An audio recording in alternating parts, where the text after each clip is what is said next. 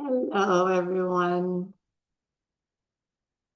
It's time for Monday motivation. Today, we're talking about when solitude stops healing.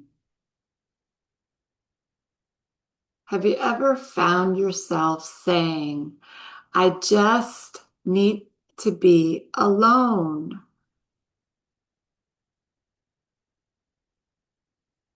Well, after a difficult season, that is very common. That may be exactly what you need at that time. Time alone can help you catch your breath. It can give you space for prayer or contemplation or reflection, time to rest or begin just processing what you've been through. Solitude can be peaceful, restorative, and deeply healing. But today I want to ask a different question. When does healthy solitude turn quietly into unhealthy isolation? For many women navigating trauma, chronic illness, grief, betrayal, abandonment, loss, caregiving, or any major life transition, pulling away does not happen all at once. It may begin with one declined invitation.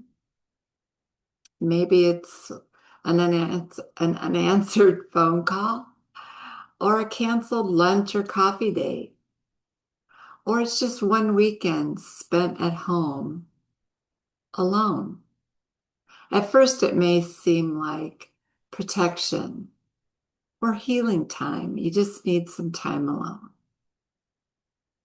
Over time, however, isolation can begin to feel normal. If we haven't met before, my name is Terri Sterk. I am a wellness coach, a speaker, and an author, and I serve women like you and like me. Those of us who have experienced challenging seasons. I create transformational spaces to help you nurture wellness of body, mind, and spirit. I can do that because I've been where you are. Today, we will explore how to recognize the difference between solitude and isolation, and how to gently reconnect without overwhelming yourself when you have been in a period of isolation. Solitude is not the enemy, definitely not. So let's begin by making an important distinction. Solitude and isolation are not the same thing. Healthy solitude is intentional. It restores us. It gives us space to pray, journal, read, reflect, just sit quietly, catch up on a book, maybe a walk in nature, listening to calm music, needed rest, reflection. Solitude is amazing. It can help us hear our own thoughts again, getting away from the chaos, especially after life has been noisy or painful. Our world is more connected now than ever. So why do many people still feel lonely? Maybe it's because we can know a lot about each other, but we don't really know each other. I'll say that again. We can know a lot about each other, but we don't really know each other. That's what the world is right now. We are not connected enough to really know each other. God created us for something different than that. From the beginning, His design was for us to experience life with Him and with one another. The Bible shows us how solitude prepared Jesus to re-engage. It was a place of renewal and restoration for Him. It was not a permanent place of escape. That gives us an important example. Time alone can be scary,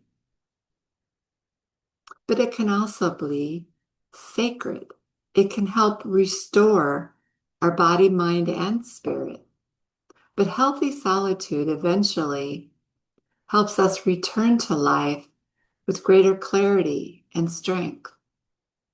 Sometimes, sometimes we begin to believe the healing means staying away from people. I just feel better when I'm alone. But scripture and human experience both suggest something different.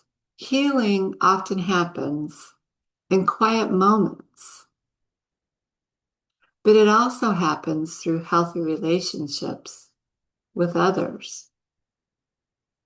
When you have been through trauma or a difficult season of many types, your nervous system begins asking one central question: am I safe? That's the normal human reaction to any sort of trauma.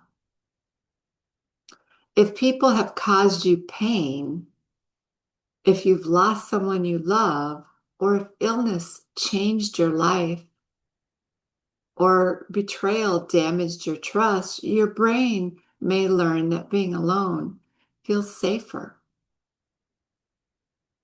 Being alone can seem more predictable, more certain. You do not have to explain yourself to anyone. You don't have to risk disappointment.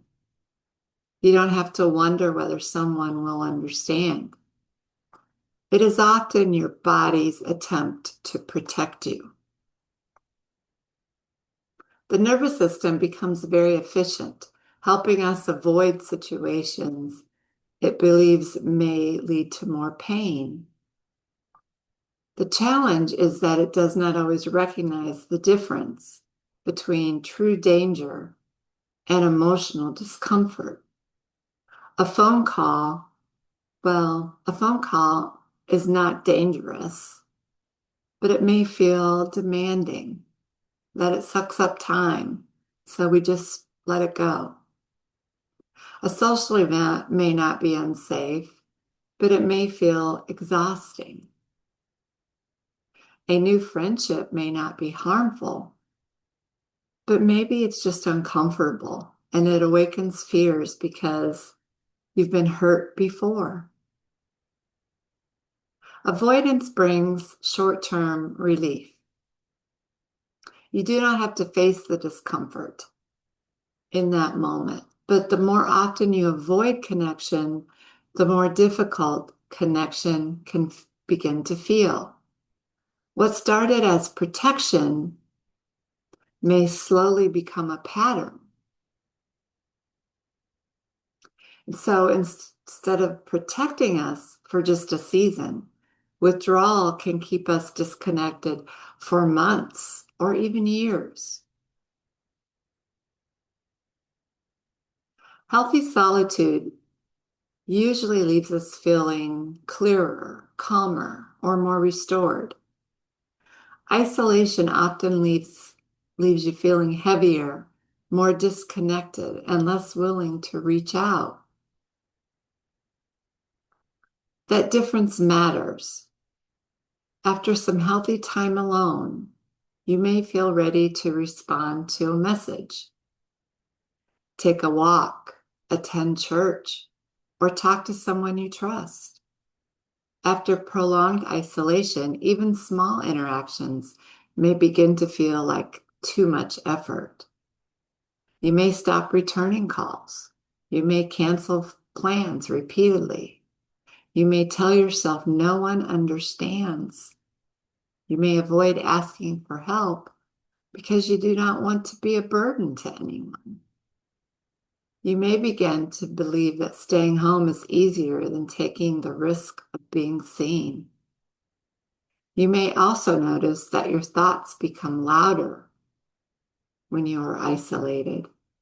Fear can grow. Shame can grow. Self-doubt definitely grows. Without another perspective, painful thoughts may begin to sound like facts and take over your mind. You may think no one really cares, even though people have tried to reach out. They think that the quiet just means you don't need them. You may think, I should be able to handle this alone, even though we were made for community. We weren't meant to do life alone. Isolation affects more than our emotions. Research has linked prolonged loneliness and social isolation with poorer mental health and physical health. It can affect sleep, stress, mood, cognitive health, and overall well-being. This does not mean that spending time alone is harmful. The current concern is not solitude. The concern is prolonged disconnection from others, especially when it is driven by fear, hopelessness, or the belief that no one is safe.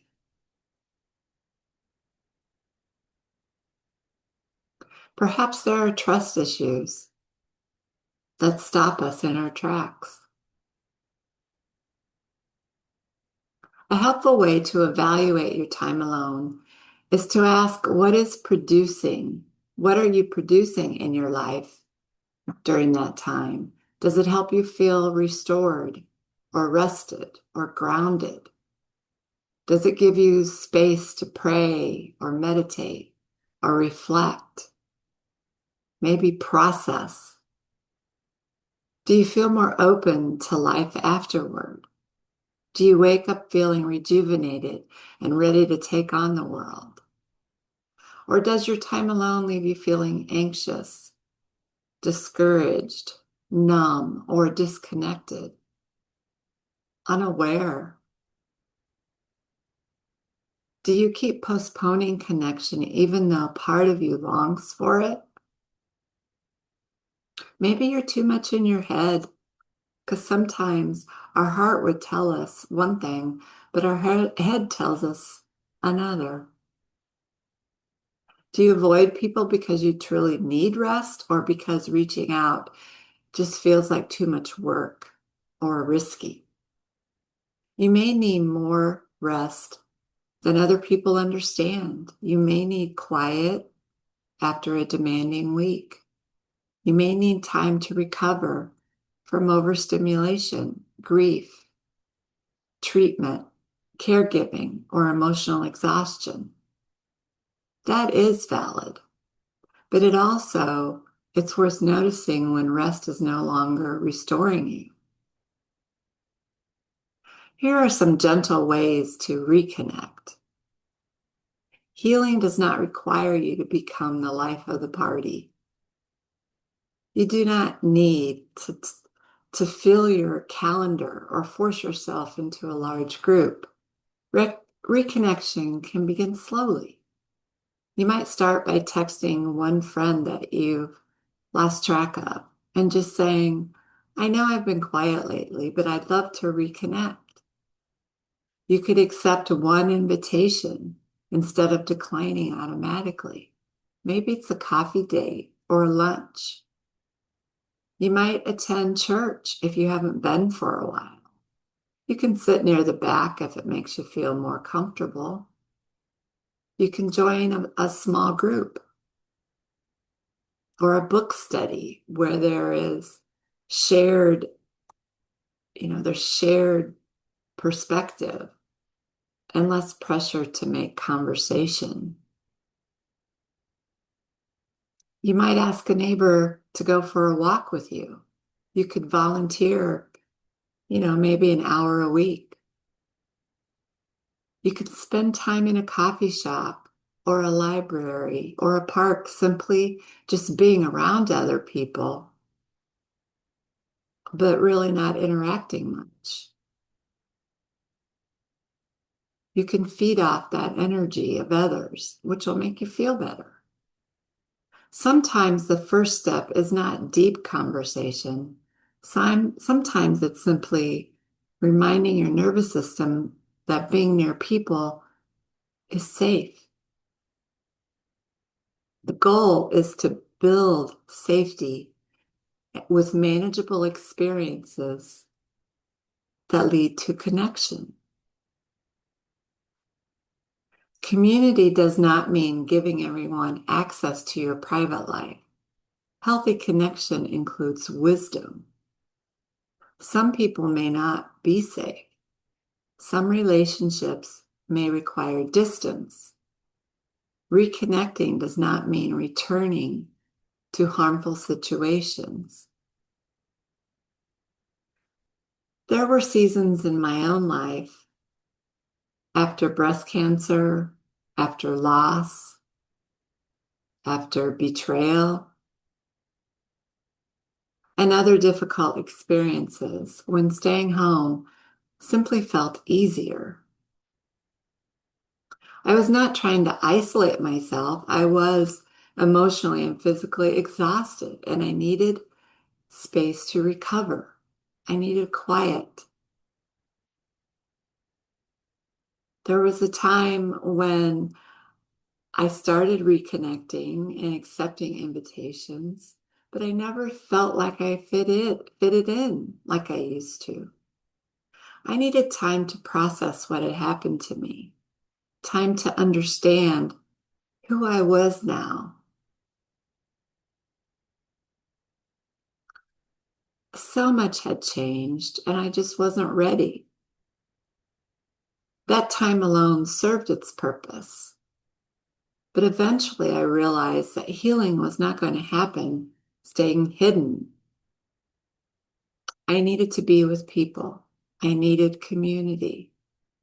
Some of the most meaningful healing came through supportive friends, my faith community, restorative yoga, serving others, allowing people to walk beside me. I did not need a large crowd. I needed safe people and small steps to get back into life. I learned that receiving support did not make me weak. It actually made me stronger. It reminded me that I was human, just like everyone else. I also learned that community is not about what we receive. Sometimes purpose returns when we begin encouraging someone else. Serving others can gently remind us that our story has value and that we can share it with others to help their lives be meaningful again. So this week, I encourage you to ask yourself two questions. Am I choosing solitude because it restores me? Or am I avoiding connection because it feels safer? Let's be honest and gentle with ourselves. If you realize that fear has been keeping you disconnected based on some experience you had in the past, don't judge yourself. Your withdrawal may have helped you survive that difficult season, but you may be ready for a new season now. So choose one small act of connection. Send one text. Write a note to someone. Send it snail mail. Make a phone call. Accept an invitation when it comes. Or invite someone else to a coffee date. Take one walk with someone you trust. Attend one small group gathering.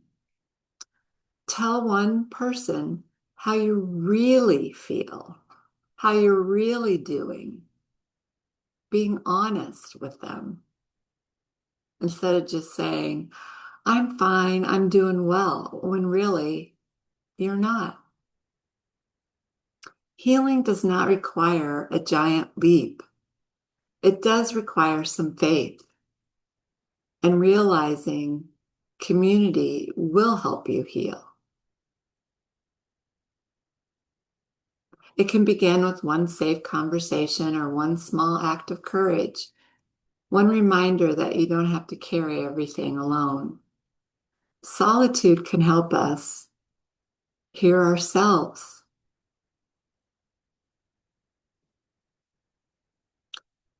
Community can help us remember who we are. We were made for relationship. We were made for encouragement. We were made to support others and be supported ourselves. We are made for community. Together we can continue to thrive, not just survive. As always, I'm cheering you on. I'd love your feedback on this video, so let me know. Was it helpful?